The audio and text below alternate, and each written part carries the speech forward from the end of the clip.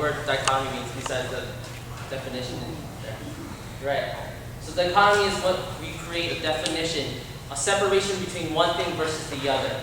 And actually dichotomy is something that we've learned since birth.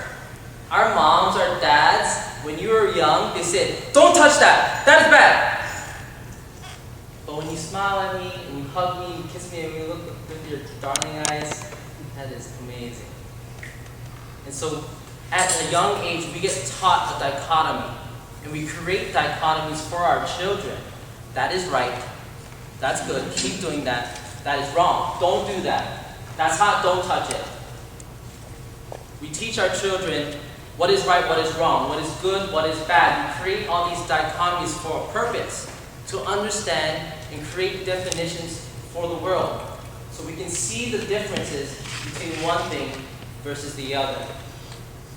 And it gives us an opportunity to meet these things, like good or bad things, right or wrong things, and understand where am I in that place and how do I fit in that equation. And so we learn this throughout all the education, from school, from teachers, from our parents, and we create dichotomies in the world. And what I want to impart with you, this is the first thing that I want you to take away, is that our job is to bring it together. Life is a game. Treat both imposters the same. Our job in the world is to take all the dichotomies in the world that we learn, that we create, the definitions of the things that we experience, and bring them together. Bring them together. And this is important, especially in chiropractic, because in chiropractic school and in chiropractic practice, so often enough, when we get into the application, when we get into the study of chiropractic, we create the dichotomy of philosophy versus science. Science or art. Art or philosophy. We create, I'm going to study philosophy because I need to know the why, and if I only know the why, everything else comes. I don't need science, I don't need art. Or, first quarter, I got to get as much hands-on as people, because I got to develop my art, because that takes the most time. Forget philosophy and science. Or we look at the science, I need to know the research. I need to know how this happens. What is happening? Philosophy, art, no, we don't need it.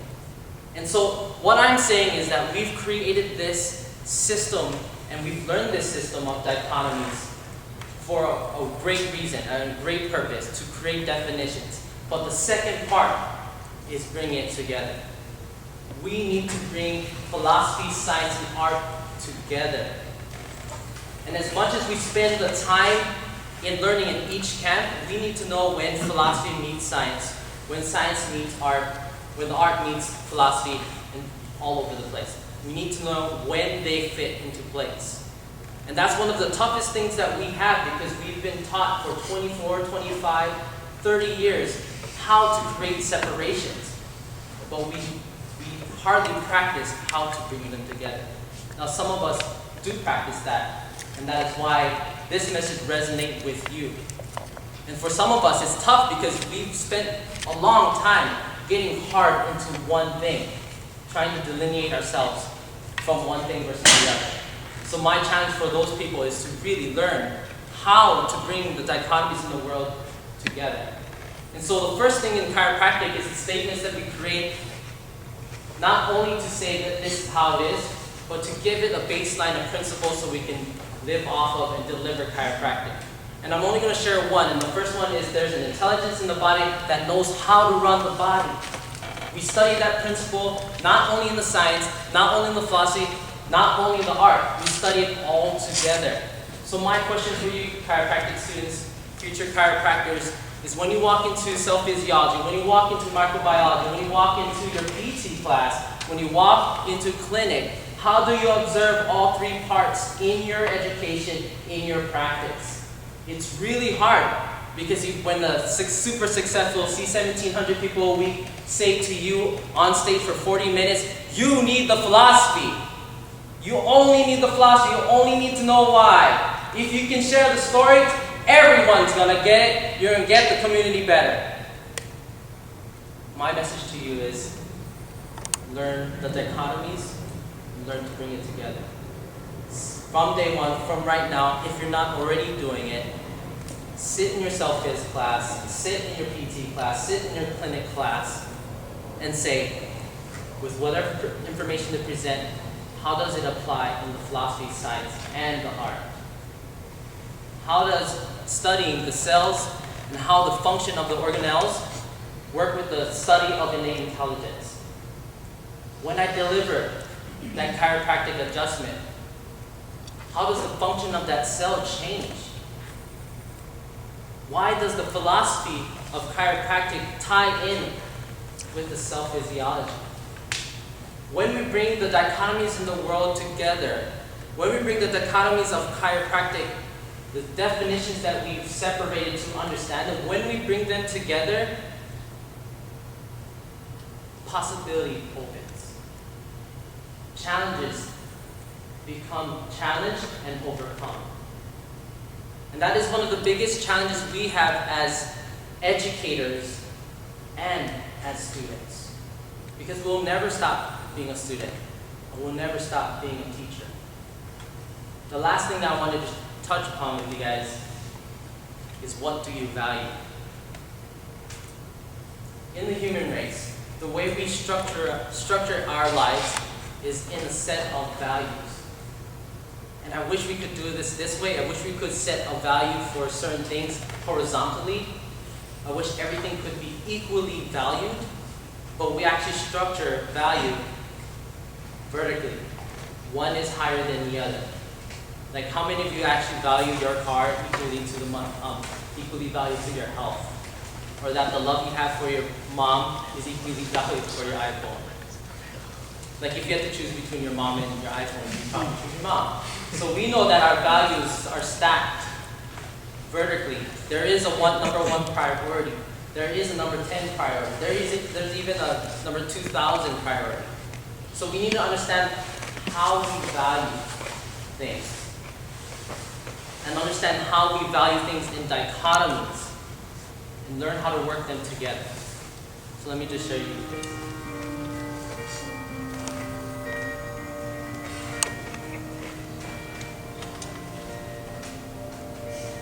The world needs to stop being boring. Yeah. Boring is easy. Everybody can be boring, but you're gooder than that. Life is not a game, people. Life isn't a cereal either. It is a cereal. And if life is a game, are we on the same team? I mean, really, right? I'm on your team, you're on my team. This is life, people. We got air coming through your nose. We got heartbeat. That means it's time to do something.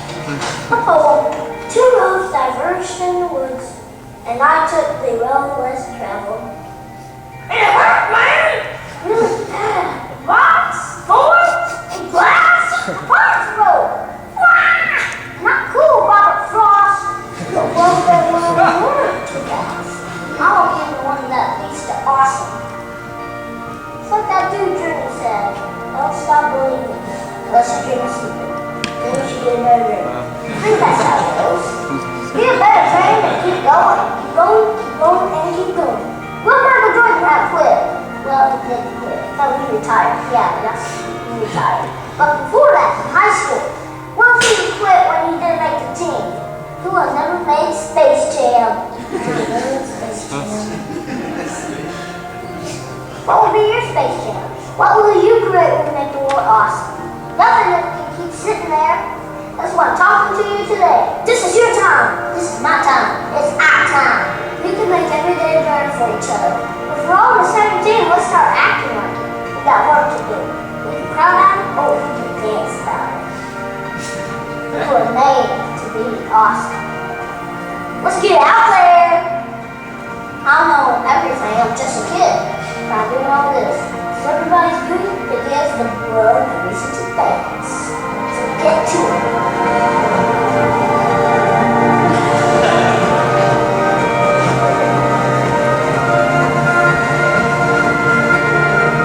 You just put a pep talk. Create something that will make the world awesome.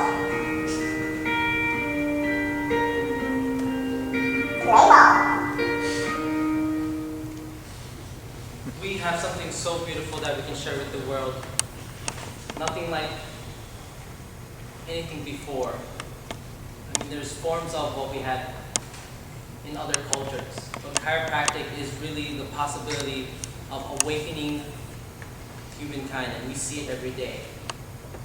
So if you could take those two things away, my challenge for you is to look at the dichotomies that you see and you create in your own world, and challenge the values that you put on them, and see if you can open up that possibility.